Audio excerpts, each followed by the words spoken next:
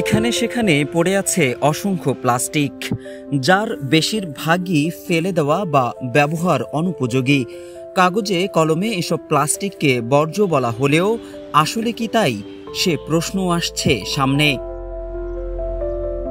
তবে ফেলে দেওয়া এসব প্লাস্টিকের মধ্যেই আছে একটি বড় অর্থনীতি। এক পরিসংখ্যান বলছে দেশের প্রায় ১৬ লাখ মানুষের জীবিকা জড়িয়ে আছে পুরাতন এসব প্লাস্টিক বর্জ্যের সঙ্গে। সংগ্রহ থেকে শুরু করে পুনর্ব্যবহার প্রক্রিয়ায় জড়িত থাকেন তারা।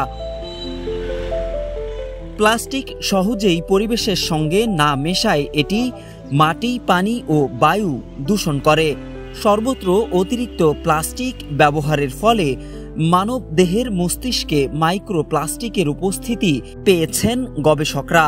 তবে চিকিৎসকরা বলছেন, মাইক্রোপ্লাস্টিক এক ধরনের ছোট ছোট পার্টিকেল, যা 5 মিলিমিটারের কম আয়তনের হতে পারে। এগুলো পানিতে থাকতে পারে, বাতাসে থাকতে পারে, খাবারের মধ্যে থাকতে পারে।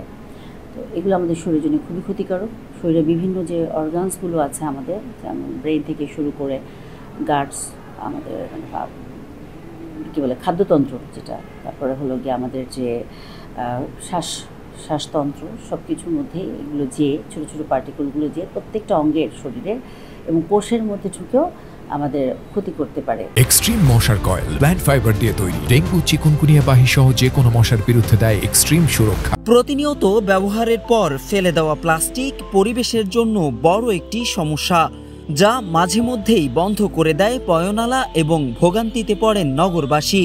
জানা যায় গাজীপুর মহানগরীতে প্রতিদিন প্রায় ৮০০ টন বর্জ্য হয়, যার ৭% প্লাস্টিক। তবে প্লাস্টিক পোড়ানো বা ফেলে দেওয়াই সমাধান নয়। প্রয়োজন প্লাস্টিক ব্যবহার কমিয়ে আনা এবং রিসাইকেল করে পুনরায় ব্যবহার উপযোগী করে তোলা। অন্যথায় দূষিত হবে পরিবেশ এবং স্বাস্থ্য ঝুঁকি বাড়বে মানুষের।